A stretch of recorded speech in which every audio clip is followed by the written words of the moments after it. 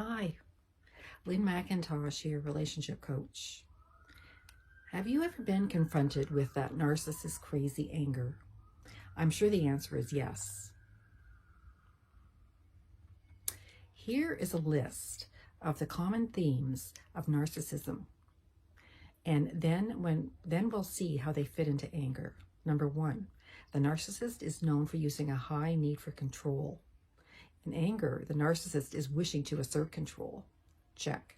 Number 2, narcissists feel they are special and above others. In anger, the individual feels that way often because they don't feel their legitimacy is being acknowledged.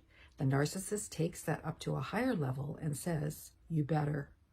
Check. Number 3, narcissists have a strong sense of entitlement. They are saying, "You owe me."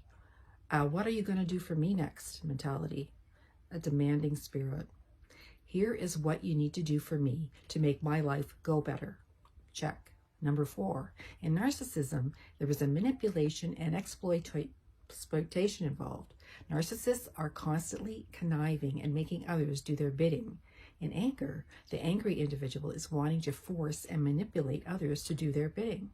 Check. Number 5, in narcissism, there is a very low regard for others' feelings and needs and perceptions. In anger, the irrational, angry individual will blow right by everybody else's feelings and interpretations because it's all about their interpretations of the moment. Check. Number 6, in narcissism, there is a very low willingness to receive input. In irrational anger, that angry individual is not going to receive input. They don't want to listen. They just want to tell. Number 7, in narcissism, the narcissist will make up truths. They are not really truths to match their narrative. In anger, individuals will just distort truths so that they can get their point across. Check. Number 8, in narcissism, there is a low willingness to receive input. In irrational anger, that angry individual is not going to receive input. They don't want to listen. They just want to tell.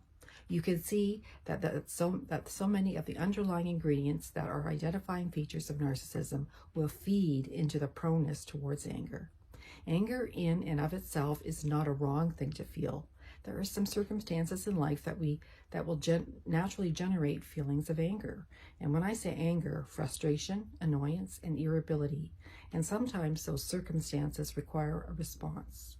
If two people are having a conflict and they care about the relationship, they will respond to that. Healthy individuals will respond to rationality, saying there is something that is bothering me and I would like to talk about it, discussing the conflict, and then walking away with their dignity intact. That is healthy anger. Not nearly enough people know how to do that. When you experience anger with that narcissistic edge to it, rationality is nowhere to be found and is constantly irrational.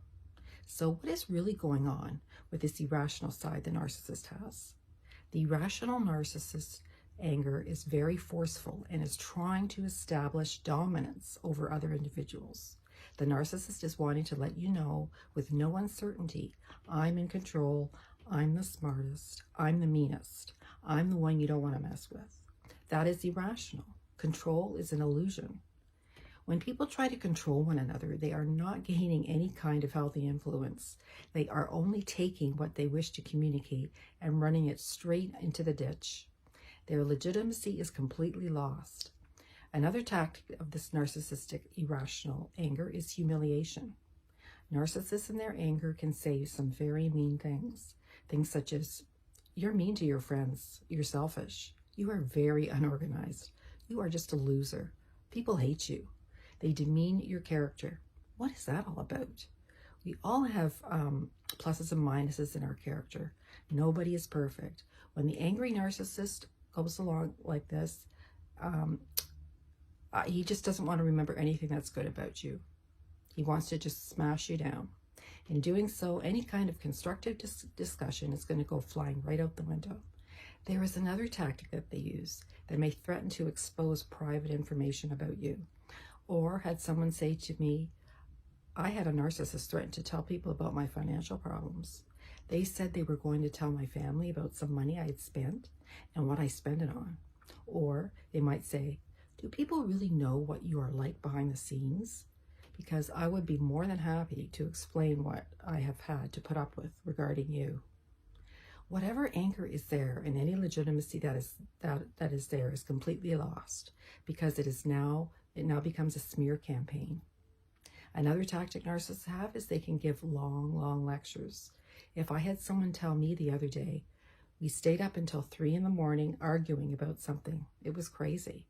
Many times the angry narcissist will use physical intimidation, whether it's throwing things, grabbing, hitting, or punching. When something like that happens, you know you're in trouble, and that's when 911 comes in.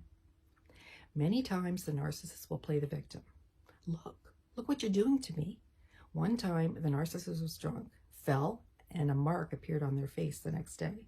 Then he says, these other people pushed me and did this to me. It's like, no, they didn't. But if that satisfies their need to make the other person look foolish, they will do that. They will make up narratives and say, I'm a victim. Here it wasn't my fault, it was yours. No rational at all. The narcissist's use of anger is done for the purpose of letting you know, I'm invincible. You can't get through to me. My word is the final word. If you mess with me, you have messed with the wrong person. In situations, narcissists want to come on so strong that they want to intimidate you into completely giving up any kind of legitimacy you have towards fair play and towards being treated properly. And of course, that is not going to happen. So in regards to all this, you don't want to play their game.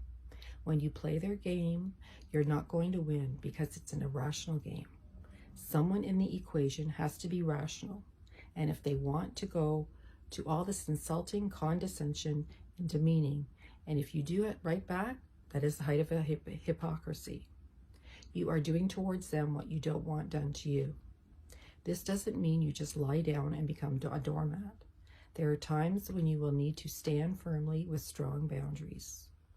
It may be you will need to expose some of the behavior toward trusted friends. In other words, you don't need to keep their bad behavior a secret. Someone will say, well, I don't want to say anything. Well, sometimes you need to say something. Talk to someone who has your best interest at heart. Don't keep secrets. And then respond to that irrational anger with rational boundaries, stipulations, and consequences. It may be that the relationship will have to come to an end because the individual refuses to be rational. 2 things. When the narcissist has their irrational anger, what does that tell us about them? And second, in your response to that person's anger, what will we learn about ourselves? There is a healthy person inside of you that is not going to allow the narcissist to hijack your personality. Take care.